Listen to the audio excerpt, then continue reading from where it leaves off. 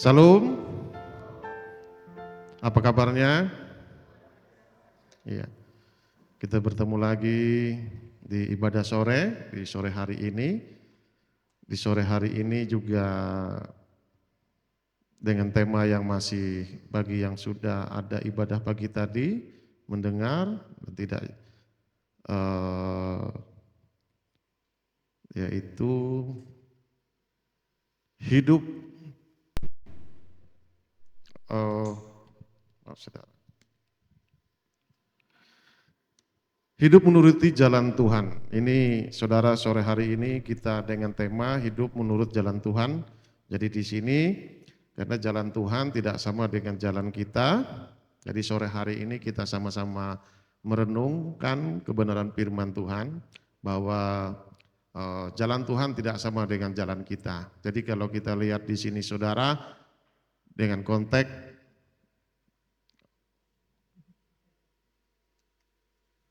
yang pertama yaitu di sini kita lihat hidup menurut jalan Tuhan. Yang pertama jalan Tuhan adalah jalan kebenaran.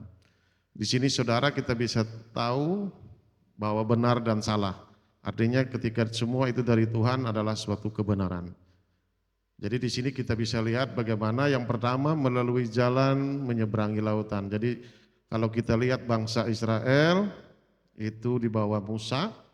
Kalau kita baca di perjanjian lama, mereka berjalan melintasi yang tidak masuk akal yang kita pikirkan secara manusia, tetapi itulah jalan-jalan Tuhan. Dia bawa kita menyeberangi lautan, seharusnya tidak usah menyeberang pun masih bisa sampai ke tanah yang perjanjian yang dijanjikan oleh Tuhan. Tetapi inilah jalan Tuhan. Jadi jalan Tuhan itu berbeda, saudara. Jadi di sini di sore hari ini juga kita lihat ada ilustrasi dengan gambar yang ada juga melalui jalan padang gurun. Jadi kita semua harus melalui itu. Bagaimana jadi kekristenan kita juga merasa bagaimana kok jalan Tuhan kok berbeda dengan jalan yang saya buat. Jalan manusia itu beraspal, enak, dibikin semakin nyaman, tetapi jalan Tuhan itu berbeda, kok banyak rintangannya, kok padang gurun, membelah lautan, macam-macam. Nah inilah perbedaannya kita harus mengerti dan kita harus tahu supaya kita tidak bersungut-sungut kepada Tuhan. Kita mau belajar, kita mau mengerti supaya kita paham maksudnya Tuhan bagaimana menuntun kita ke tanah perjanjian yang dijanjikan oleh Tuhan. Jadi di sini dia mengajar kita dengan proses melewati suatu lautan, membelah lautan. Jadi begitu juga di padang gurun kita harus melaluinya. Jadi kita awali dengan firman Tuhan yaitu di Mazmur, kitab Mazmur 119 ayat 105, firman-Mu adalah pelita bagi kakiku dan terang bagi jalanku. Jadi di sini saudara, begitu pentingnya firman Tuhan itu. Jadi di sini firman Tuhan sangat penting buat kita.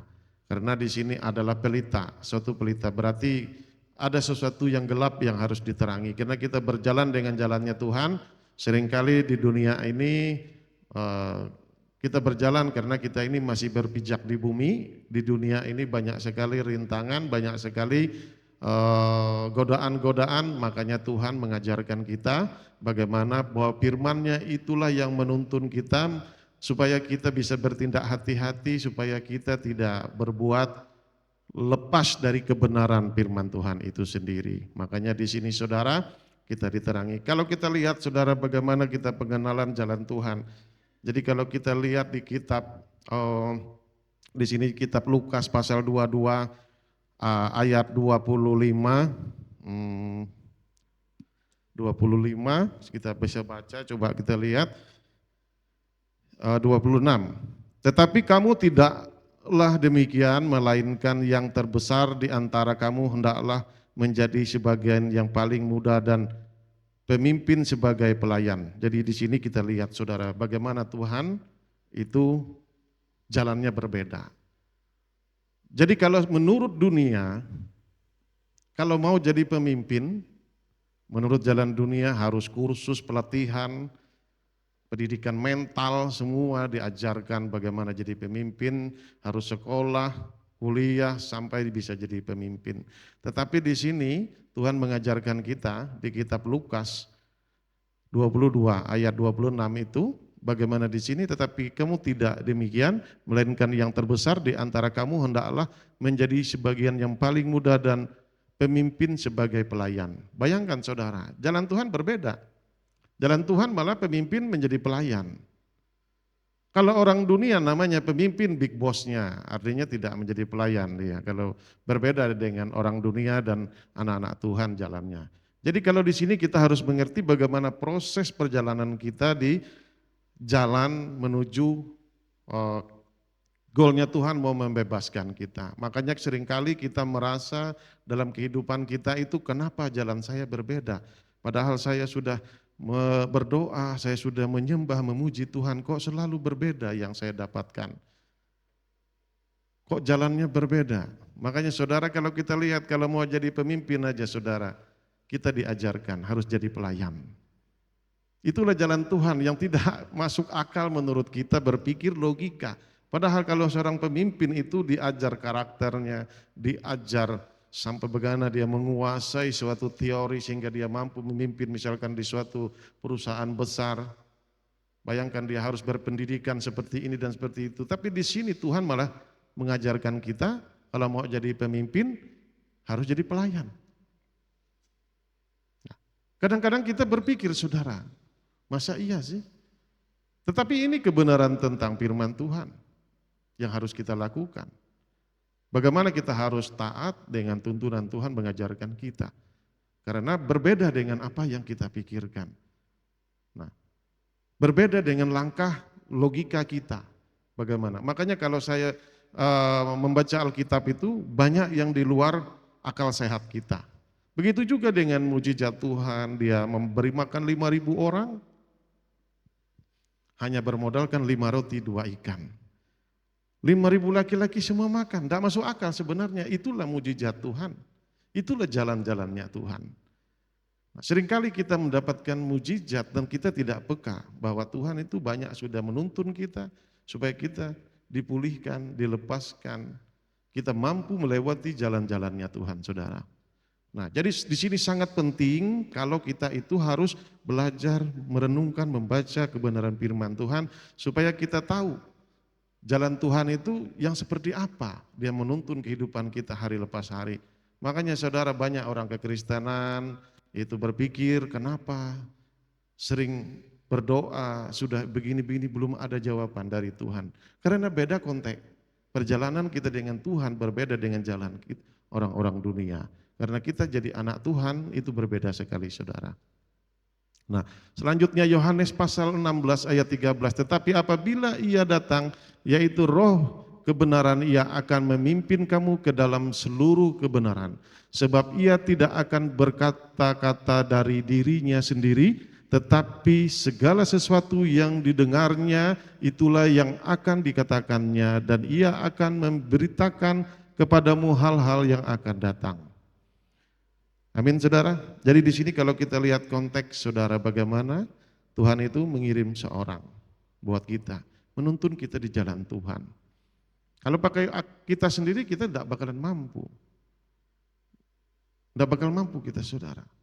Hanya Tuhanlah yang mampu menuntun kita. Iya. Karena kalau kita lihat dari setiap perjalanan apa yang diajarkan oleh Tuhan,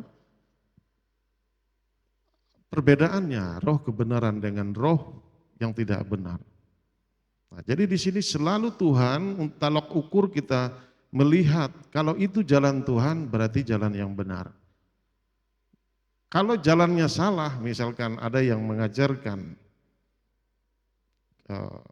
dalam Tuhan, mungkin perbedaannya begini saudara. Jadi jalan Tuhan itu selalu berkata yang benar, kalau jalannya orang dunia dengan tidak benar. Contoh seperti tadi, apa yang kita mau lakukan, mau jadi pemimpin, kita menggunakan suap.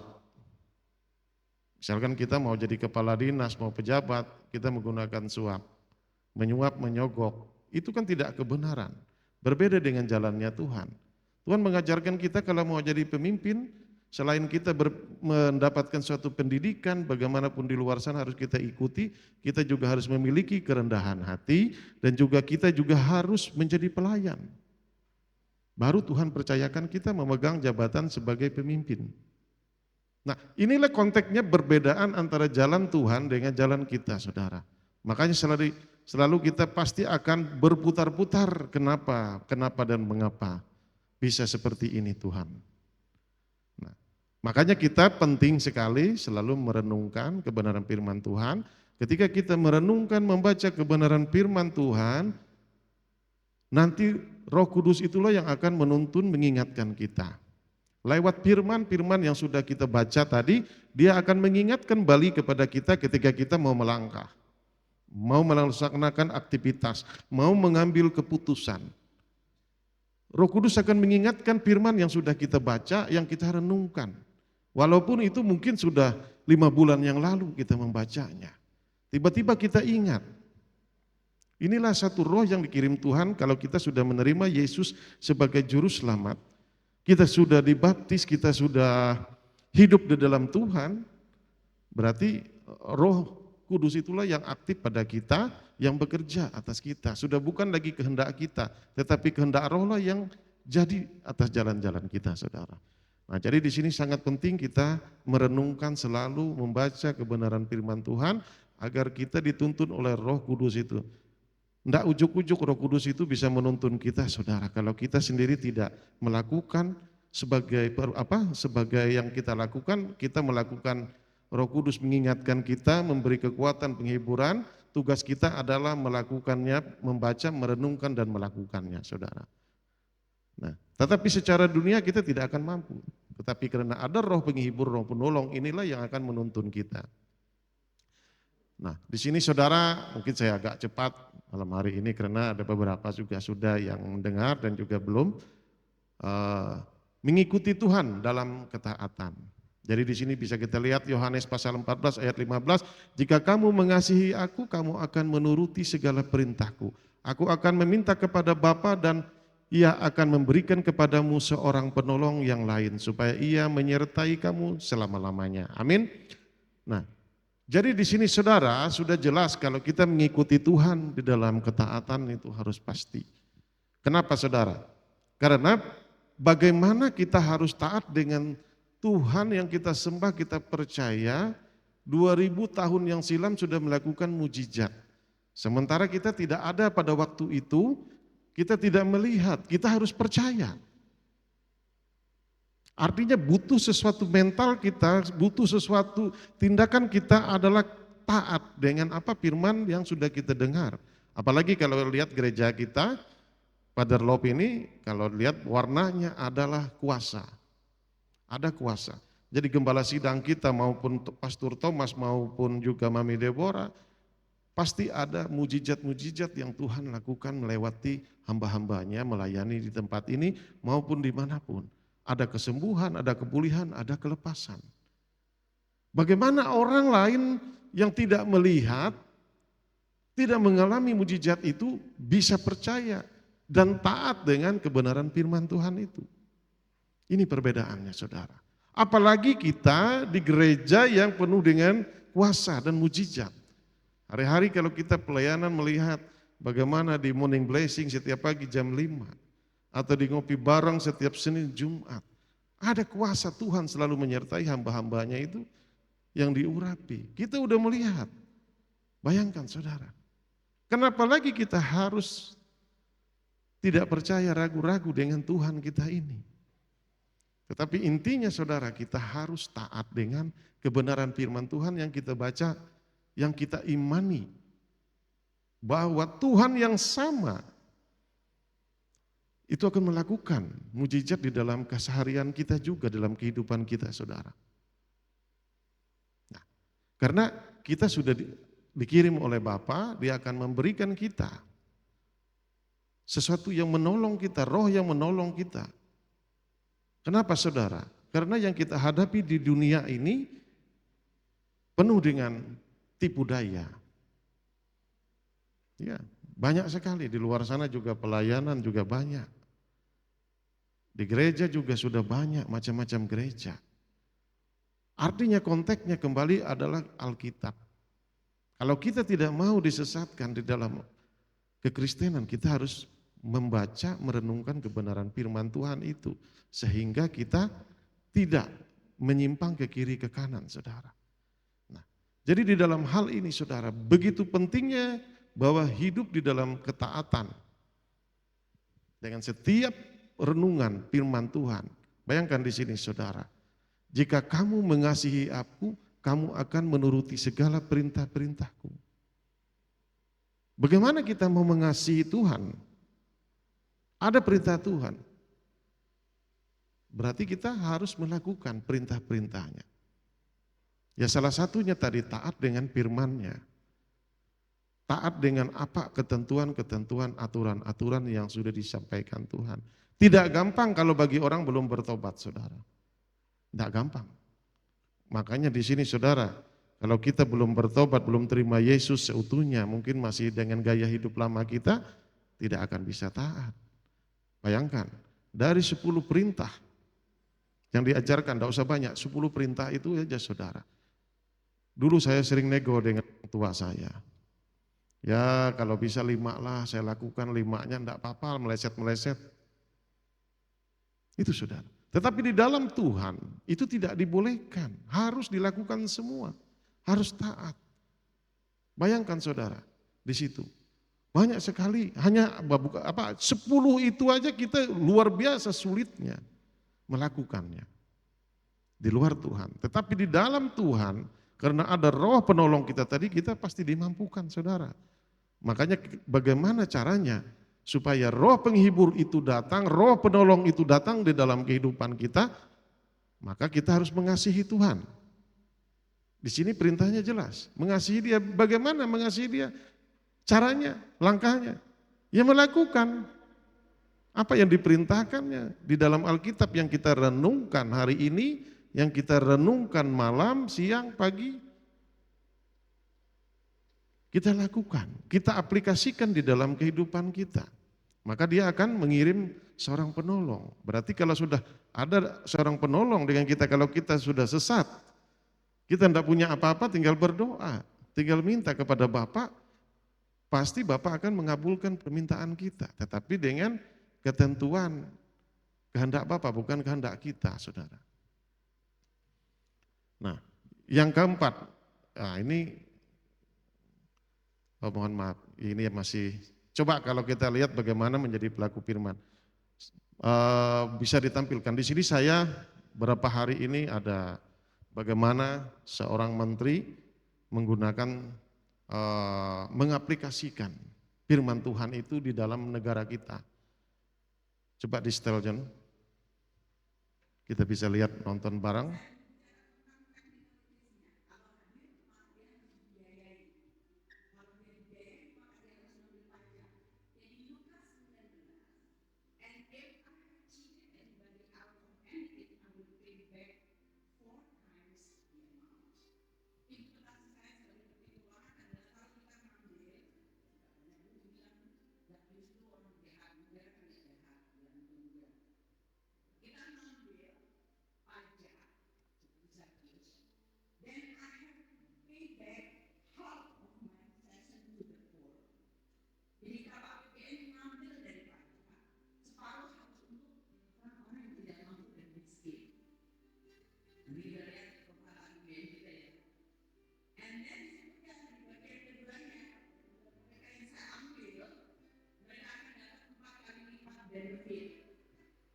Nah, ini saudara kalau kita lihat bagaimana seorang menteri, ini rebutan loh saudara, menteri keuangan kita ini, rebutan dunia loh. Bagaimana Jokowi mengemis-ngemis Ibu Sri Mulyani ini pulang ke Indonesia. Dia sudah bertugas di luar negeri sana, sudah dibayar dengan harga mahal. Berapa miliar gajinya per bulan untuk mengelola keuangan orang asing. Dulu waktu Pak Jokowi duduk pertama kali dia mengemis, meminta Sri Mulyani kembali. Tetapi kita lihat di sini saudara bagaimana seorang menteri ini mengaplikasikan firman Tuhan di dalam kenegaraan, di dalam pemerintahan. Kita, kalau kita lihat bagaimana perjalanan bangsa kita 10 tahun ini. Orang semuanya zaman Covid pada anjlok semua ini dan itu, habis-habisan negaranya. Kita masih bertahan mampu. Kenapa saudara? Karena pemimpin ini mengaplikasikan taat dengan firman Tuhan. Dia mengaplikasikan semua ayat-ayat yang ada di situ saudara. Kalau kita lihat, kita belajar, saya banyak belajar membedah Alkitab. Makanya saya bilang kalau itu Alkitab itu sebenarnya lebih duluan dari pengetahuan.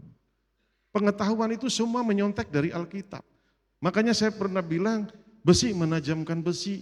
Bayangkan teori itu udah lama sekali sudah ada. Orang pabrik lalu meniru. Batu asah. Dibuatlah batu asah biar mengasah, menajamkan besi sesama besi. Nah, jadi disinilah menjadi orang Kristen, bagaimana kita harus melakukan apa yang kita lakukan. Kita hidupi firman itu, maka terjadilah mujizat itu di dalam kehidupan kita, saudara. Bayangkan, untuk mengontrol negara yang besar ini aja, Menteri Keuangan itu harus mengaplikasikan sistem keuangan yang dipakai di pemerintahan zaman itu. Bagaimana kita harus membayar perpuluhan, bagaimana kita harus membayar pajak, bea cukai. Semua diambil, diadopsi. Nah, begitu juga kalau kita lihat bagaimana juga kita mau jadi pengusaha. Bagaimana seperti Yusuf, kita melihat dia mengatur pembagian. Diaplikasikan sekian persen untuk yang punya tanah, sekian persen untuk pemerintah, sekian persen untuk masyarakat. Itu semua tercatat di dalam Alkitab, saudara. Nah, jadi di sini pentingnya kita melakukan, merenungkan kebenaran firman Tuhan itu, karena firman Tuhan ini hidup, saudara. Makanya di sini mengikuti jalan Tuhan dalam ketaatan, harus taat. Semua diaplikasikan. Kalau kita tidak ada ketaatan, tidak mungkin kita bisa melakukan kebenaran firman Tuhan ini, saudara. Tidak akan mungkin. Karena enggak masuk akal secara logika. Tetapi kita yakin Tuhan kita ini Tuhan yang penolong, penyembuh, pemulih, yang sudah mengangkat kita dari lembah kelam, yang sudah menebus kita dari dosa. Nah, kenapa kita harus ragu dengan setiap apa yang ada di dalam Alkitab itu tinggal kita aplikasikan di dalam keseharian kita. Nanti pelan-pelan saudara akan merasakan. Semua itu akan aktif dan berjalan. Nah, jadi disinilah saudara kita harus mengerti bagaimana jalan Tuhan itu bersama hidup di dalam Tuhan, hidup bersama-sama dengan Tuhan melalui jalan Tuhan. Tidak seperti yang kita pikirkan. Apa yang kita rancang, kita pikirkan bukan itu yang disediakan Tuhan. Di firman Tuhan ada. Tetapi seringkali kita memikirkan melebihi dari, padahal firman itu sering kita baca. Bikin capek akhirnya kan. Nah itulah jalan Tuhan. Kita capek memikirkan secara kehebatan kita, kekuatan kita, akal sehat kita. Saya harus spek begini. Padahal lain itu goalnya dari Tuhan. Apa yang tidak pernah kau pikirkan, engkau rancang itu yang disediakan Tuhan. Nah, jadi di dalam hal ini gak gampang, saudara. Kita lakukan kalau hidup di luar Tuhan, di luar Roh Kudus yang untuk kita bisa melakukan kebenaran firman Tuhan ini. Jadi berbahagialah bagi orang-orang yang sudah terima Yesus, sudah dibaptis, sudah mendapat pengajaran-pengajaran yang benar, tuntunan dari Tuhan, itu akan mengalami lawatan Tuhan, akan mengalami terobosan-terobosan dari Tuhan. Yang penting tugas kita taat saja. Apa yang tertulis di dalam Alkitab ketika kita membaca, dia bilang taat, lakukan saja. Nah, jadi bagaimana juga saudara kalau kita lihat di dalam perjalanan Daud, kalau kita lihat, dia jatuh. Dia kembali lagi percaya Tuhan, dia minta ampun ke Tuhan. Konsepnya, dia mengikuti selalu minta petunjuk dari Tuhan, berdoa. Endingnya beda dengan Saul. Saul orang yang diurapi Tuhan juga, tetapi dia sebagai pemimpin, itu tidak lama. Tidak sampai anak cucunya. Karena tidak taat. Nah, Daud karena dia bertobat, walaupun dia sempat jatuh dalam perzinahan, dia bertobat. Dia minta ampun ke Tuhan, lalu dia melakukan semua apa yang diperintahkan Tuhan. Kita lihat endingnya, semua keturunannya. Dari Daud menjadi Salomo dan banyak. Tak berapa tahun itu saudara kalau kita baca. Jadi di sini kita banyak dikasih ilustrasi dalam perjanjian lama itu supaya kita meniru, melihat. Supaya kita mengerti jalannya Tuhan. Bagaimana juga Maria harus taat. Ketika ada malaikat datang, kamu akan mengandung, kamu akan hamil, anak dari Tuhan, dari Roh Kudus. Sementara dia tidak berhubungan. Seorang perawan, tidak gampang. Begitu juga dengan ketaatan Nuh. Disuruh Tuhan buat kapal Batra di atas bukit, di atas gunung, saudara. Kalau tidak ada ketaatan, ngaco Tuhan ini, aneh-aneh. Bikin kapal di atas gunung. Nah, jadi disinilah kita berjalan dengan Tuhan itu berbeda, saudara, beda. Karena Tuhan itu merancangkan sesuatu yang lebih jauh, lebih apa yang kita pikirkan. Yang penting taat saja, kata Tuhan kan, ikuti aja. Banyak saudara. Kalau kita belajar dari tokoh-tokoh semuanya, kalau boleh dirangkum, kata taat setia di Alkitab itu entah berapa ribu kata. Iya. Hanya itu yang diajarkan. Kenapa saudara? Tidak gampang untuk melakukan. Bikin kapal di atas bukit tidak gampang-gampang, di atas gunung. Kayak Nuh, tapi dia taat dan setia melakukan. Endingnya saudara, dia terselamatkan hidupnya. Mereka selamat dari banjir. Orang lain semua habis. Mereka selamat. Begitu juga dalam kekristenan saudara, ketika kita, apa yang diajarkan oleh Tuhan di dalam keseharian kita, apa yang sudah kita baca, kita renungkan, kita taat saja mengikuti kebenaran firman Tuhan. Seringkali saudara, karena keinginan kita dan keinginan Tuhan itu berbeda jalannya. Nah disitulah kita berputar-putar, dididik oleh Tuhan sampai kita mengerti. Sampai kita tahu jalannya Tuhan itu bagaimana. Karena seringkali kita itu menggunakan standarnya kita. Beda dengan standar Tuhan. Jadi di sini saudara, kita harus mengerti. Banyak sekali saudara, kalau kita lihat.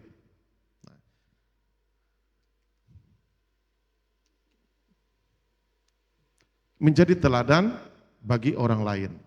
Ini gak gampang mengikuti Tuhan, jalan Tuhan. Harus bisa jadi teladan.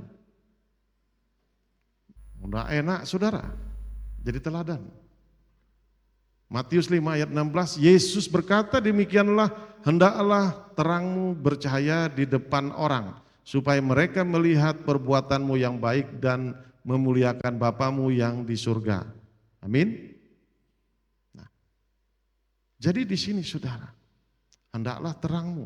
Artinya kita itu bisa jadi berkat bagi orang di luar, bagi saudara, ini bagi keluarga. Bagaimana kita memulihkan semua hidup kita supaya jadi terang, jadi berkat buat saudara-saudara kita. Dan ini tidak gampang kita lakukan kalau hidup dengan tidak mengandalkan Tuhan. Kenapa saudara? Seperti kami yang ada di mimbar ini tidak gampang. Kalau saya berbicara aja nggak bisa melakukannya, saudara, tong kosong nyaring bunyinya. Itu nggak gampang. Apalagi saya di sini berkhotbah, ada anak saya, ada istri saya, nggak gampang, saudara. Bisa aja kalau saya tidak sesuai omongan saya, istri saya bilang bohong, kamu bohong. Itu. Inilah maksudnya, saudara, bagaimana kita harus bisa jadi berkat. Maka jalan kebenaran. Kita harus bisa menunjukkan kepada sahabat, keluarga, saudara kita. Nah ini perintah Tuhan yang kita lakukan. Karena goalnya nanti ketika kita semua melakukan apa yang dikehendaki Tuhan, maka mintalah. Maka kamu akan kuberikan, kata Tuhan. Karena kamu mengasihi aku, maka aku mengirimkan penolong. Yang namanya penolong berarti ada pergumulan, pasti ada jawaban. Nah, seringkali kita menjadi orang Kristen berputar-putar, saudara, karena tidak mengerti maksud Tuhan. Saya loncat ke 19, karena itu siapa yang meniadakan salah satu perintah hukum Taurat, sekalipun yang paling kecil dan mengajarnya demikian kepada orang lain, ia akan menduduki tempat yang paling rendah di dalam kerajaan surga. Tetapi siapa yang melakukan dan mengajarkan segala perintah-perintah hukum Taurat, ia akan menduduki tempat yang tinggi di dalam kerajaan surga. Amin. Nah, di sini juga perintah Tuhan lagi, saudara. Bagaimana kita melakukan dan mengajar, menyampaikan berita Injil pertobatan, melakukan 10 perintah Tuhan. Sebelum kita menyuruh orang melakukannya, kita dulu jadi terang, jadi berkat. Nah, ini tidak gampang kalau kita tidak ada Tuhan yang memberi kekuatan untuk kita, Roh Kudus memberi kekuatan buat kita. Makanya dibutuhkan untuk selalu intim merenungkan kebenaran firman Tuhan. Jadi di sini saudara, berarti kita di kerajaan, kalau mau di kerajaan surga di tempat yang tinggi, nah ini jangan satu pun seperti saya dulu sebelum bertobat, ya 5 lah, saya bilang sama orang tua saya, 5-nya masih bisa dilanggar lah. Berarti saya waktu itu di level paling bawah mungkin tidak ada juga di kerajaan surga. Nah, jadi sekarang kita sama belajar sore hari ini bagaimana kita supaya kita berada di tempat yang tinggi. Nah, jadi di sini saudara, memang gak gampang bagi kita yang memang melakukan hal ini dengan kekuatan tenaga kita tanpa campur tangan Roh Kudus menuntun kita, saudara. Ini gak gampang. Hidup kita harus bisa jadi berkat buat orang di luar, saudara. Kalau kita mengajarkan juga 10 hukum Taurat ini, kita akan menduduki tempat yang tinggi. Makanya saya bilang tadi bagaimana video seorang menteri berbicara, mengaplikasikan kitab orang Kristen. Dia taat, berarti kan dia mengerti, dia mengalami Tuhan. Sehingga dia berani mengadopsi apa yang tertulis di dalam Alkitab, di dalam pemerintahan. Walaupun dia tidak ngomong ke Jokowi, pasal ini, ya saya ini, enggak. Tetapi dia lakukan itu dan yakin dan percaya firman Tuhan itu akan hidup, berjalan di roda pemerintahan. Berarti orang itu udah mengalami Tuhan, mengalami mujizat Tuhan banyak sekali dalam kehidupannya. Sehingga seluruh negara berlomba-lomba mengambil aset kita itu, saudara. Sampai presiden kita mengambil kembali, mengemis supaya bisa ikut membangun Indonesia. Kenapa, saudara?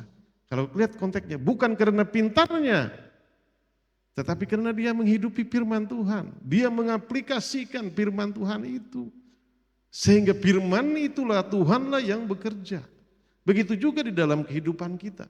Kalau kita menghidupkan firman Tuhan itu, tugas kita ya udah melakukan. Tuhan yang mengabulkan. Bukan hanya kita terus yang bersuara, Tuhan juga akan bersuara. Bukan juga kita selalu minta-minta, Tuhan juga minta ke kita. Dia minta taat, kita minta berkat. Iya, banyak pengajaran di luar sana, kita jangan salah juga, saudara. Kita diajarkan tidak usah kaya. Tidak seperti itu. Tuhan tidak larang kita, tetapi kekayaan kita itu untuk memuliakan Tuhan. Itu. Banyak di luar sana mengajarkan hidup, jual aja barang-barang. Karena ikut Tuhan itu harus miskin. Tidak seperti itu, karena kita pikul salib. Tidak seperti itu, saudara. Karena kita harus bisa jadi berkat untuk pekerjaan-pekerjaan Tuhan di muka bumi ini. Tidak salah kita hidup kalau Tuhan memberkati kita, memberi kita kekayaan. Tetapi fungsinya untuk pekerjaan-pekerjaan Tuhan di muka bumi ini. Nah, banyak konteks di luar sana, jemaat dilarang untuk hidup kaya, tetapi Orang-orang hanya bisa mengajarkan, tetapi dia yang pengen juga kaya. Atau juga saudara, ketika dia hidupnya memang lagi turun, lalu dia punya teori, orang Kristen tidak perlu kaya. Kenapa? Pikul salib, selalu dengan itu. Enggak seperti itu. Jadi kalau kita lihat bagaimana di situ saudara. Apakah dengan Zakeus jadi pemungut cukai Tuhan Yesus bilang, Zakeus kamu salah, orang berdosa, berhenti. Enggak. Yang dilakukan Zakeus 50% ku kembalikan katanya. Itu respon Zakeus. Nah, kadang-kadang kita salah merespon. Nah, makanya di sini kita harus mengerti jalan Tuhan itu bagaimana. Jadi kenapa saudara? Karena pergumulan hidup kita itu tidak jauh dari ekonomi. Tidak jauh dari ekonomi di luar sana. Semua. Kita perlu namanya uang. Siapa bilang nggak perlu uang? Tetapi konteksnya, jangan sampai uang itu yang jadi Tuhan kita. Uang itu yang menjadi hamba kita. Kita balik konsepnya saudara.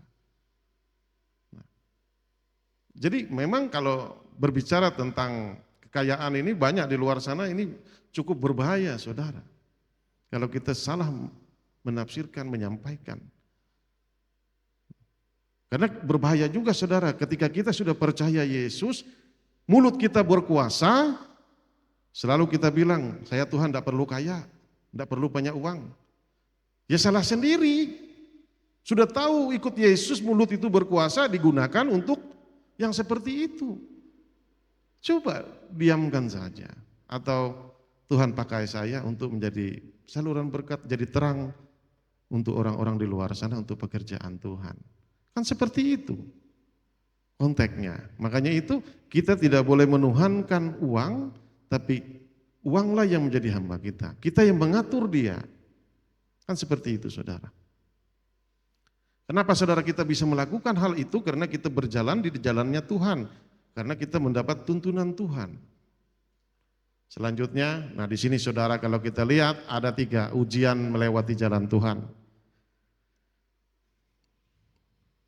Ya. Tuhan memberikan apa yang kamu mau untuk menguji rasa syukurmu. Kadang Tuhan ketika kita baru bertobat, Tuhan akan jawab semua doamu. Tuhan akan berikan. Tetapi kita lupa bersyukur dalam Tuhan. Kalau sumber berkat itu yang diberikan atau jawaban-jawaban doa kita itu adalah dari Tuhan, kita lupa. Kita selalu berpikir bahwa, oh ini gara-gara skill saya, gara-gara hebatnya saya. Nah, kita lupa berterima kasih, bersyukur. Makanya Tuhan mengajarkan kita kalau kita lihat dari saudara kita yang di sebelah, dia akan bilang, Alhamdulillah. Selalu dia katakan kalau artinya Alhamdulillah bersyukur. Bersyukur. Selalu dia mengucapkan syukur. Kita boro-boro mengucapkan syukur, saudara. Nah, padahal kita udah tahu mulut kita ini berkuasa. Seharusnya ketika kita merasa diberkati Tuhan, dijawab Tuhan doa kita. Karena Tuhan melihat. Dia menguji kita. Tapi Tuhan tidak mencobai, tetapi dia menguji. Karena ada ujiannya semua, saudara. Dia melihat, bisa bersyukur enggak kita atas segala yang ada ini. Bahwa itu walaupun kecil katanya dalam segala hal.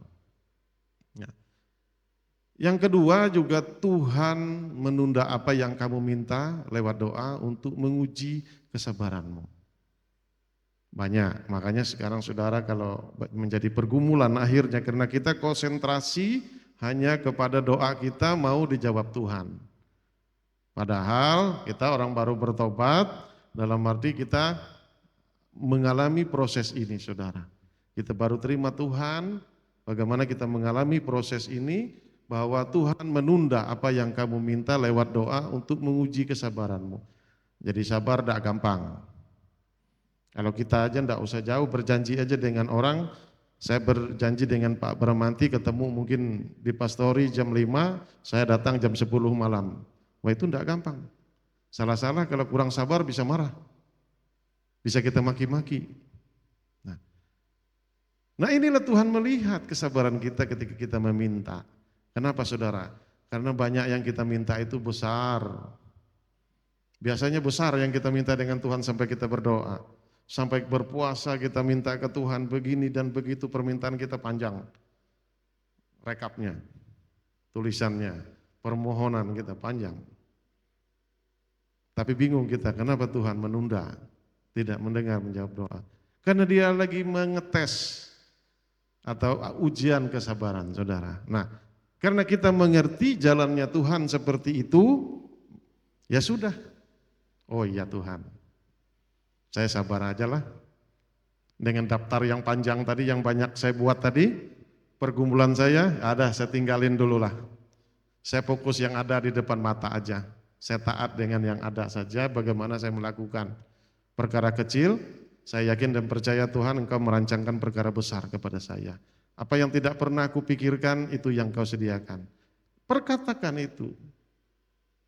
Firman Tuhan itu kita perkatakan terus. Memang daging kita memohon permohonan panjang untuk menjawab. Tetapi Tuhan melihat. Kenapa saudara? Karena dalam keputusan kita juga diajarkan untuk bersabar. Untuk memutuskan sesuatu. Karena Tuhan lagi ada ujiannya. Makanya tadi kalau kita lihat bagaimana perjalanan orang Kristen itu harus melewati padang gurun. Ya inilah salah satu 3 hal ini di padang gurunnya. Bagaimana bangsa Israel juga di sana juga diproses di padang gurun. Tidak nyampe-nyampe yang seharusnya mungkin 40 hari udah tiba ke tanah perjanjian. Malah 40 tahun diproses. Kenapa saudara? Karena tidak mengerti jalannya Tuhan. Padahal Tuhan sudah berfirman lewat Musa. Taat saja kepada pemimpin lewat Musa, apa yang disampaikan Musa ikutin saja. Tetapi bangsa itu sering melawan. Nah, ini yang membuat kita tidak mengerti jalannya Tuhan. Amin saudara. Selanjutnya Tuhan tidak menjawab doamu untuk menguji kesetiaanmu kepadanya. Jadi kalau kita lihat bagaimana dia tidak menjawab doa kita, dia melihat kesetiaan kita. Kalau saya jawab doanya, bagaimana responnya anak saya ini? Kalau tidak saya jawab, bagaimana responnya? Iya. Itu tidak gampang saudara. Saya tadi jemput istri saya ke bandara. Itu ada anak saya yang kecil. Jadi dia lihat status mamanya itu, lihat kakaknya bersama dengan mamanya di Jogja. Dia langsung cemburu, dia matiin HP-nya, dia ngaku tadi. Nah inilah sifat kita, bahwa kita kekanak-kanakan di dalam Tuhan. Nah inilah, jadi saya senyum itu dilarang sama anak saya cerita. Iya, tapi saya diberkati dengan apa yang, makanya dia bilang, Mama sama kakak Michael, makanya aku langsung matiin HP, dia cemburu. Jadi di sini saya lihat bagaimana anak-anak dan sifat kita yang dewasa. Nah, begitu juga kalau kita lihat konteks juga dalam kesetiaan, bagaimana juga Kain dan Habel.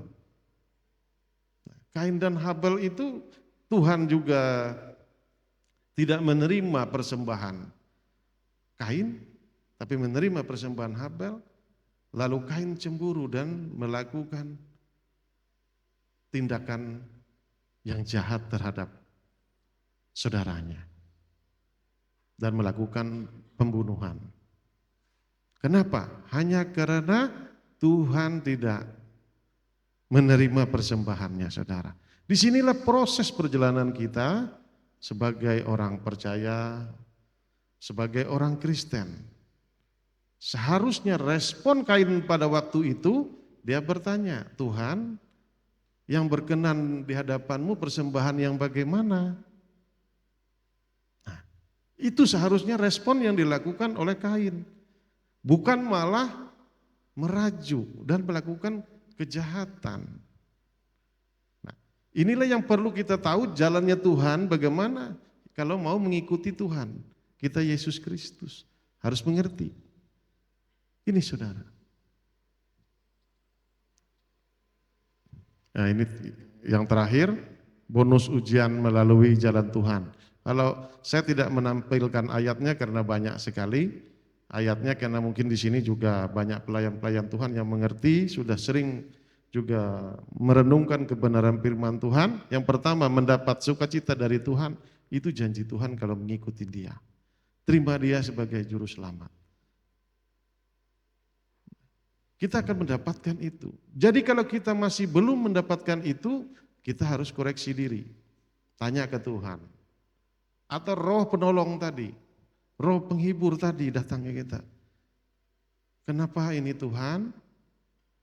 Kan janji Tuhan, damai sejahtera ada buat kehidupan kami.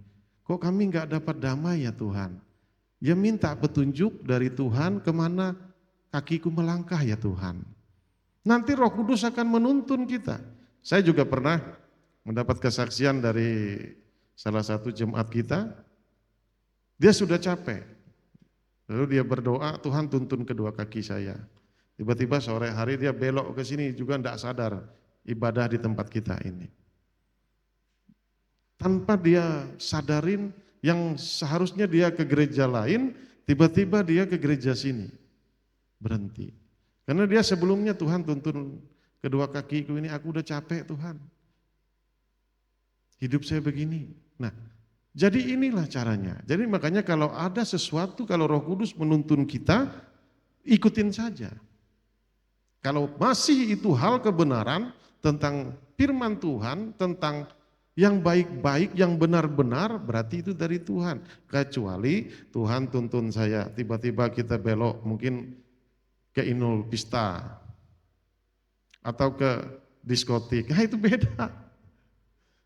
Beda konteks, berarti kan bukan dari Tuhan, bukan dari kebenaran tadi. Nah, jadi dalam hal ini kita harus mengerti bagaimana, karena kita udah nggak dapat damai, nggak dapat sukacita, tetapi kita sudah bergumul panjang lebar di dalam Tuhan.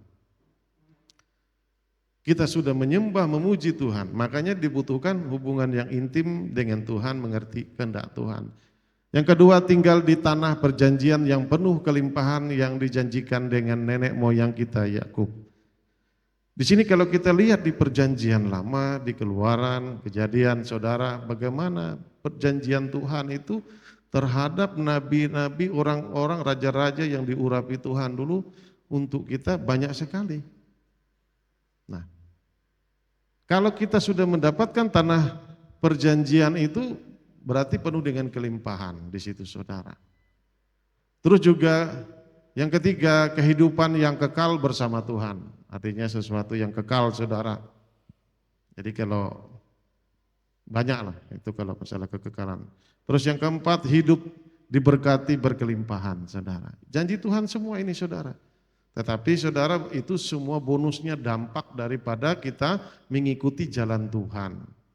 Mengikuti jalan-jalan Tuhan, semua dampaknya. Satu persatu Tuhan akan jawab semua doa kita ketika kita siap saudara. Karena ini saudara banyak sekali kalau orang sudah mulai diberkati lupa dengan Tuhan. Nah kadang-kadang waktu dia hidup susah sering berdoa. Setelah dia mulai diberkati, waduh saya sibuk, maaf. Saya sudah jarang ke gereja, maaf saya sibuk. Bisnis saya semakin naik level ini, Tuhan lagi berkati saya nih. Jadi saya kalau ibadah itu mungkin sebulan sekali aja. Nah ini Tuhan itu melihat. Dia nggak mau kita itu tanpa kekuatan, tanpa Roh Kudus, tanpa Roh penolong tadi. Ketika ada berkat itu masuk, karena berkat itu saudara ada dua hal. Yang pertama berkat itu bisa bikin kita nyaman, bisa bikin kita jatuh kembali ke lubang yang sama. Kalau kita lepas kontrol, tidak bersabar, tidak taat, tidak pas penggunaannya, nah, diperhamba uang, menuhankan uang akhirnya saudara, menuhankan berkat. Nah jadi di situ makanya proses Tuhan tadi panjang buat kita supaya kita kalau sudah goalnya dapat, Tuhan akan memberkati kita. Nah ini sore hari ini saya tidak terlalu panjang lebar untuk menyampaikan kebenaran firman Tuhan. Kesimpulannya itu mengikuti jalan Tuhan itu adalah panggilan bagi setiap kita sebagai pengikut Kristus dengan berpegang teguh pada firman-Nya yang mengandalkan Roh Kudus, hidup dalam ketaatan dan menjadi teladan yang baik, kita dapat menjadi kehidupan yang berkenan kepadanya, saudara. Jadi kalau kita lihat di sini juga di kitab Mazmur pasal 81 ayat 13, sekiranya umatku mendengarkan aku, sekiranya Israel hidup menurut jalan yang kutunjukkan. Selanjutnya loncat ke 16 langsung saudara, nanti yang setelahnya bisa dibaca di rumah. Tetapi umatku akan kuberi makan gandum yang terbaik dan dengan madu dari gunung batu aku akan mengenyangkan dia. Amin saudara, inilah kita mengikuti jalan Tuhan. Ada bonus dari Tuhan. Kalau berbicara gandum saudara, orang dulu kalau udah makan gandum yang terbaik, madu yang terbaik itu makanan raja-raja saudara. Kalau sekarang mungkin makanannya ada capcay, ada rica babi atau apa. Kalau dulu seperti inilah yang dari Tuhan itu janjinya saudara. Digambarkan bahwa gandum itu makanan orang raja-raja, orang yang diberkati. Terus madu terbaik katanya kan dari gunung batu. Nah, bayangkan saudara, gak gampang dapat madu dari gunung batu sana saudara. Nah jadi Tuhan akan menyediakan semua buat kita. Kalau kita hidup menurut jalan yang ditunjukkan Tuhan, yaitu jalan kebenaran tadi saudara. Terima kasih, Tuhan Yesus memberkati kita.